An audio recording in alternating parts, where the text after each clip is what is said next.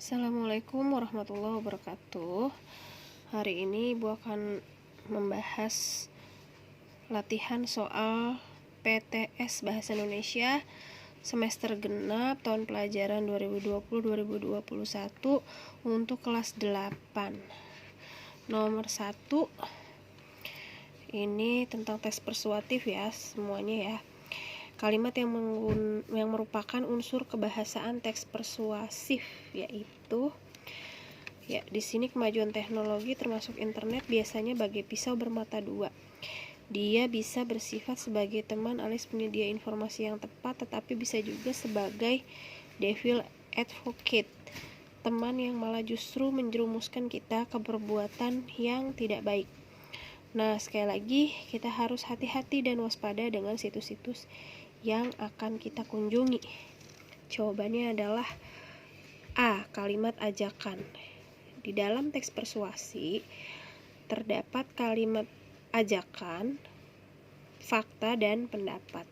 Ya, karena di sini ada kata-kata mengajak kita harus hati-hati. Nah, itu adalah ajakan. Lanjut nomor 2. Belajar dengan tata cara yang baik, yaitu berdoa sebelum belajar dengan niat tulus, akan belajar sungguh-sungguh.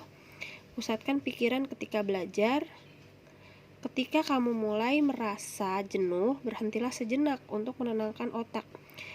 Bisa dengan nonton televisi minimal 10 menit, berdiri, duduk rileks, berjalan mengelilingi ruangan, atau juga menggerak-gerakkan badan. Setelah itu belajarlah kembali dengan tenang. Nah, ini merupakan paragraf teks persuasi bagian struktur C, ajakan. Nah, ajakan-ajakan di sini belajar dengan cara yang baik, berdoa, kemudian pusatkan pikiran. Ini adalah berupa ajakan. Sebagaimana yang sudah kita pelajari bahwa teks persuasi terdiri dari beberapa bagian strukturnya. Yang pertama adalah pengenalan isu, yang kedua adalah rangkaian argumen, yang ketiga adalah ajakan, dan yang keempat adalah penegasan kembali. Lanjut nomor 3, paragraf berikut yang merupakan teks persuasif adalah memengaruhi pembaca, sehingga jawabannya adalah yang B. Banyak siswa yang melanggar kedisiplinan akhir-akhir ini. Semua itu karena kurangnya kesadaran mereka untuk mematuhi peraturan. Oleh karena itu, marilah. Nah, di sini persuasif ini adalah memengaruhi dan isinya juga mengajak atau membujuk secara halus. Marilah kita tanamkan nilai-nilai kedisiplinan kepada para siswa agar mereka mau menaati peraturan yang dibuat. Lanjut nomor berikutnya, nomor 4. Nomor 4, setelah memperhatikan kalimat-kalimat ini, kalimat yang merupakan fakta. Di mana fakta ini adalah yang benar-benar terjadi. Jadi, yang fakta adalah yang D.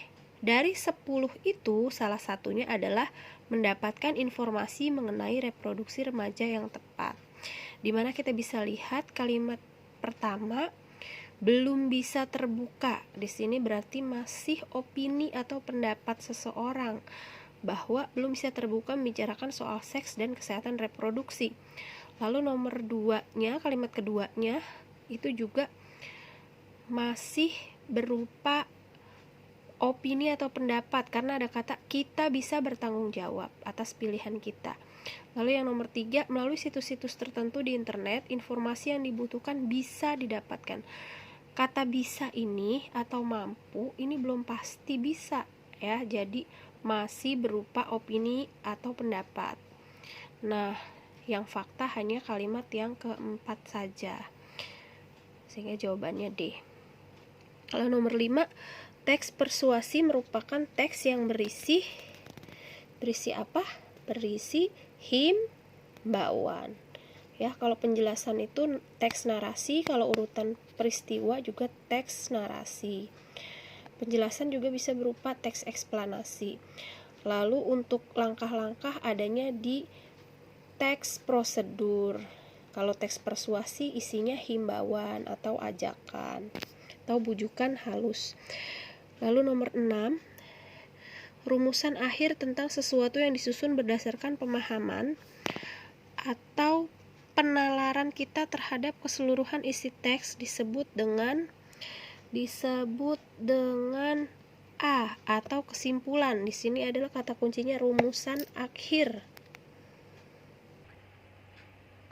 Lanjut nomor 7.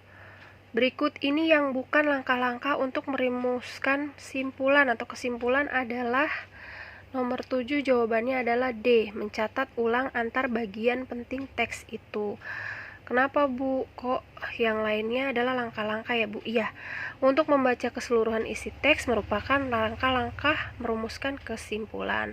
Kemudian mencatat bagian-bagian penting itu juga merupakan langkah-langkah, dan memahami hubungan logis antar bagian penting teks itu juga langkah-langkah. Nah, kalau mencatat bagian penting sudah, maka kita tidak perlu lagi mencatat ulang. Sehingga jawaban yang D adalah tidak tepat ya.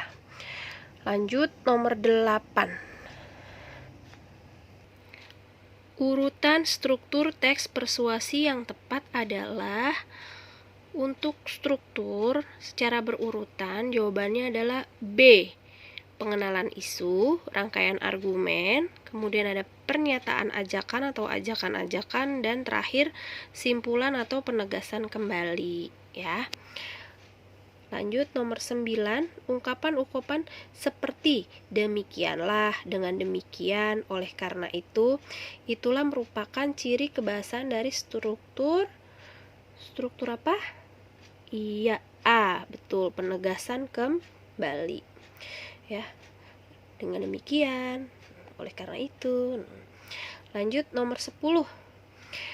Kata-kata yang Ibu bold ya, atau Ibu cetak tebal, ada kata dan, agar, jika, saat.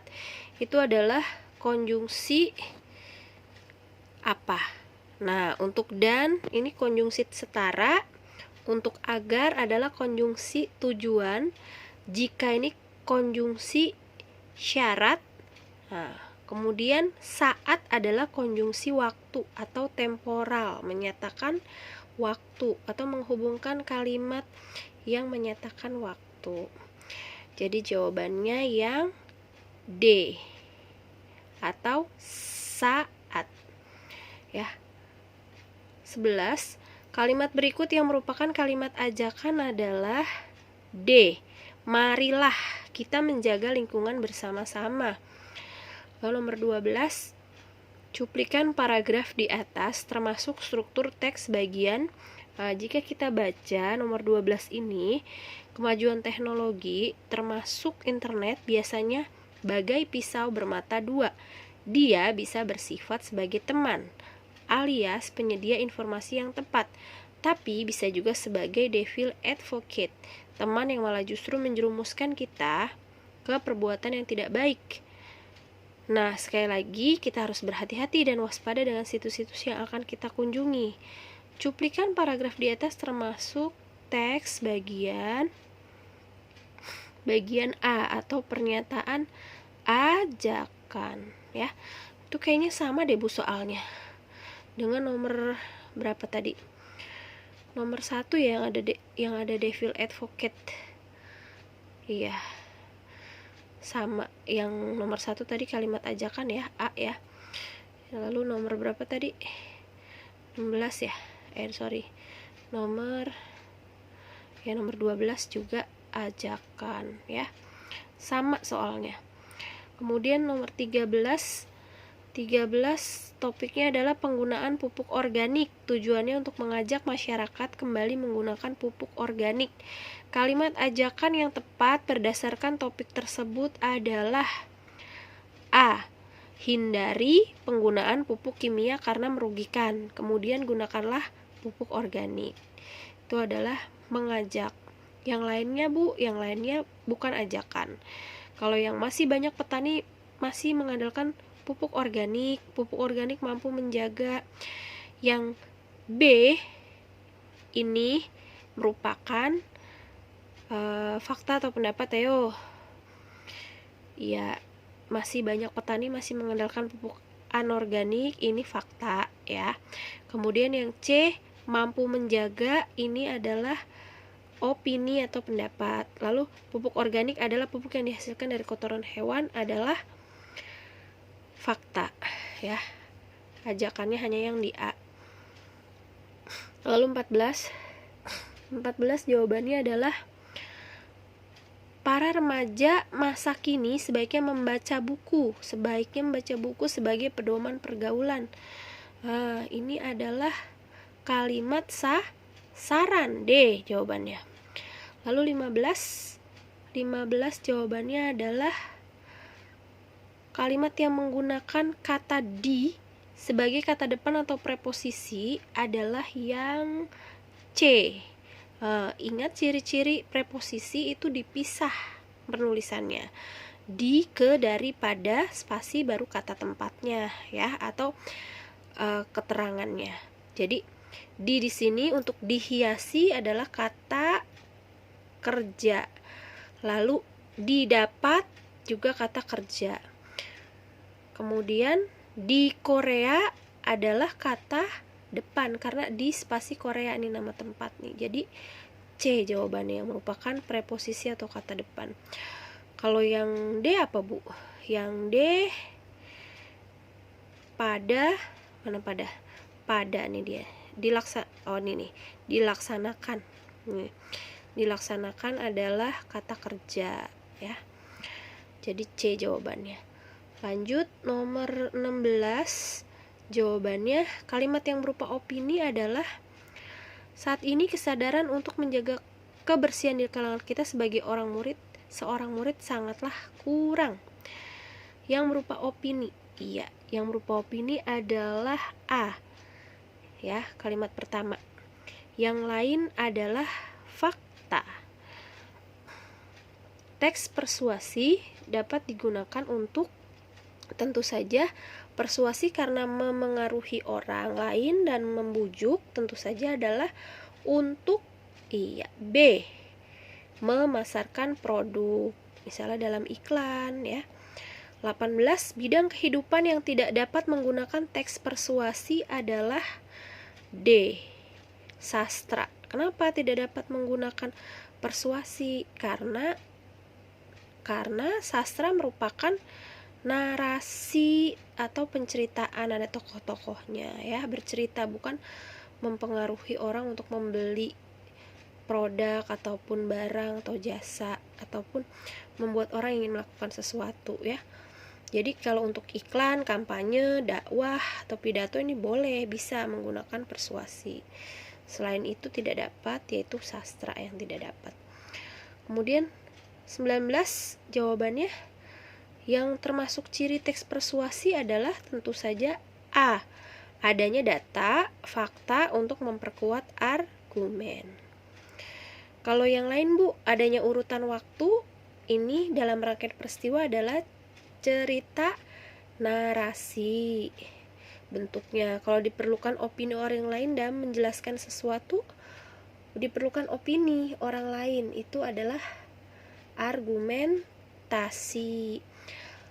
Lalu mengajak pembaca menambah wawasan, ini adalah teks observasi bisa, kemudian teks eksplanasi bisa. Jadi yang persuasi adalah untuk memperkuat argumen, adalah A jawabannya ya. Teks persuasi adalah teks yang merupakan berisi ajakan halus ya. B jawabannya. Lalu 21. Biasanya dipakai dalam politik oleh orang-orang yang berkecimpung dalam dunia bidang politik dan kenegaraan, merupakan jenis teks persuasi, tentu saja jawabannya B, politik. 22 adalah jawabannya tentang kesimpulan adalah betapa sulitnya seorang pecandu rokok untuk menghentikan kebiasaan merokoknya. Seberapa mahal pun harga rokok tidak dapat menghentikan mereka. Misalnya di Malaysia, harga 20 batang rokok dapat setara dengan 5% pendapatan buruh kasar. Di Shanghai, Cina, petani dan perokok menghabiskan uang untuk membeli rokok lebih banyak daripada yang dipakai untuk membeli gandum, daging, dan buah-buahan dan buah-buah sebagai kebutuhan utama mereka. Hentikan merokok sebelum candu rokok melekat pada diri Anda. Sehingga jawabannya, simpulannya adalah bahwa kita harus menghentikan kebiasaan merokok agar tidak menjadi kecanduan. Yang lainnya adalah isi atau pernyataan isi. Yang B, harga rokok, tentang orang Cina menghabiskan rokok, lalu di Malaysia harga rokoknya berapa. Itu semua adalah pernyataan. Yang kesimpulan yang mencakup semua hanya yang A, ya, atau tanggapan si penulis. 23. Tujuan dari teks persuasi adalah B, membujuk pembaca agar melakukan apa yang penulis tuliskan. Kalau mengajak memahami teks, ini eksposisi, ya. Kemudian untuk menyimpulkan, tidak. Untuk mengajak memahami, ya, mengajak pembaca maupun mengajak penulis memahami teks, itu adalah teks eksplanasi juga bisa. Lalu teks apalagi, deskripsi bisa juga, ya. Pokoknya untuk persuasi ini khusus mengajak, membujuk, sehingga orang jadi ingin melakukan sesuatu, tergerak untuk melakukan sesuatu seperti apa yang kita paparkan dalam teks persuasi, ya. Lalu 24, jawabannya adalah dengan tidak menyia-nyiakan hak suara Anda dalam pemilu, maka Anda sudah berkontribusi besar untuk negara, karena nasib bangsa kita 5 tahun ke depan berada di tangan Anda. Jawabannya A, pendapat, karena nggak ada tanggalnya juga, jadi bukan fakta, ya. Kalau ajakan ada kata marilah. Lalu 25 jawabannya adalah mari kita sukseskan pemilu, tentu saja adalah ajakan, ya. 25C. Lalu 26 dalam struktur teks persuasi terdapat bagian pengenalan isu. Pengenalan isu itu merupakan bagian apa sih? Bagian yang di awal, Bu. Iya. Setelah pengenalan isu, kemudian ada apa lagi? Nanti kita bahas, ya, lebih lanjut. 26 jawabannya tentu saja D, berupa pengantar mengenai masalah yang terjadi dan menjadi dasar tulisan. Baik, lanjut 27. Proklamasi kemerdekaan Indonesia terjadi karena perjuangan para pahlawan. Kalimat tersebut menggunakan konjungsi apa? Karena ini adalah konjungsi kausalitas, jadi penyebab. Jawabannya A, ya. Kalau penjelas syarat bukan. Temporal itu waktu, ya. Syarat itu jika, temporal itu waktu, misalnya saat, ketika, ya, sewaktu. Lanjut 28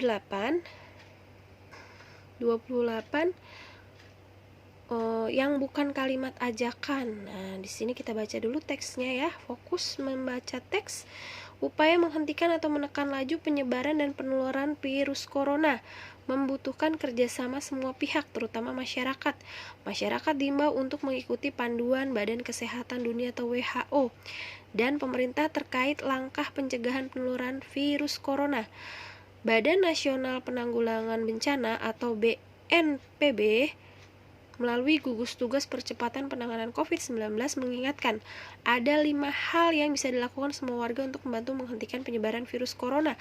Apa saja hal itu? 1. Cuci tangan. 2. Jaga jarak aman. 3. Di rumah saja. 4. Menutup mulut saat batuk. Dan 5. Jangan sering menyentuh wajah.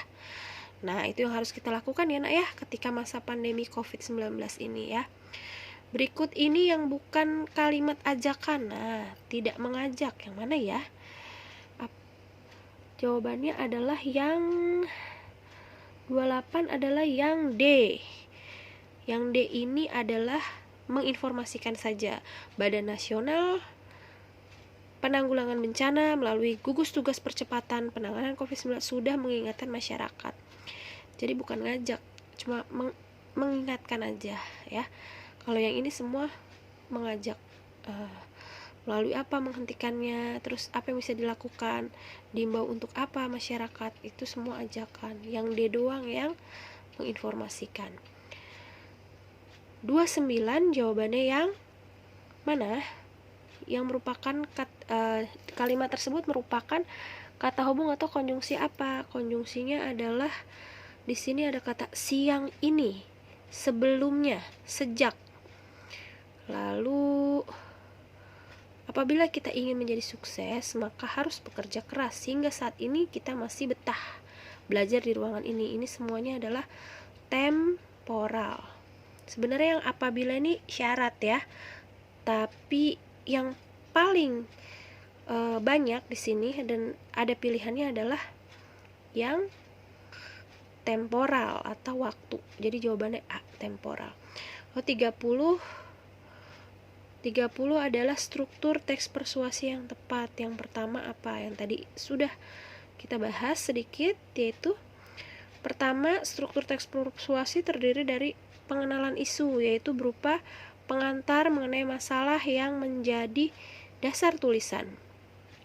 Penegasan kembali itu belakangan.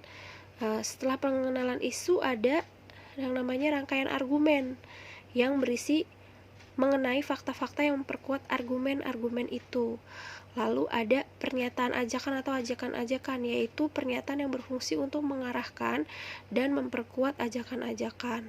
Lalu yang terakhir ada penegasan kembali, yaitu penegasan akan pernyataan-pernyataan sebelumnya dan merupakan jawaban atas pertanyaan mengajak apa teks persuasi itu.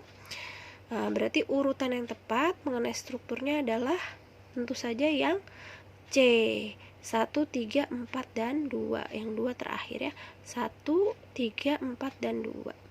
Ya, baiklah anak-anakku. Ya, ini definisi tujuan teks persuasi ya, dipelajari kembali. Lalu kalian buat sebuah paragraf yang mengandung persuasi. Termasuk struktur persuasi dipelajari dan kata hubungnya juga dipelajari ya nak. Iya, terima kasih. Semoga nilai PTS-nya bagus-bagus semua. Semuanya mencapai KKM, bahkan jauh melampaui KKM. Ya, KKM kita berapa? 80. Semoga semuanya mendapat nilai yang maksimal, yang bagus ya. Terima kasih. Wabillahi taufiq wal hidayah. Wassalamualaikum warahmatullahi wabarakatuh.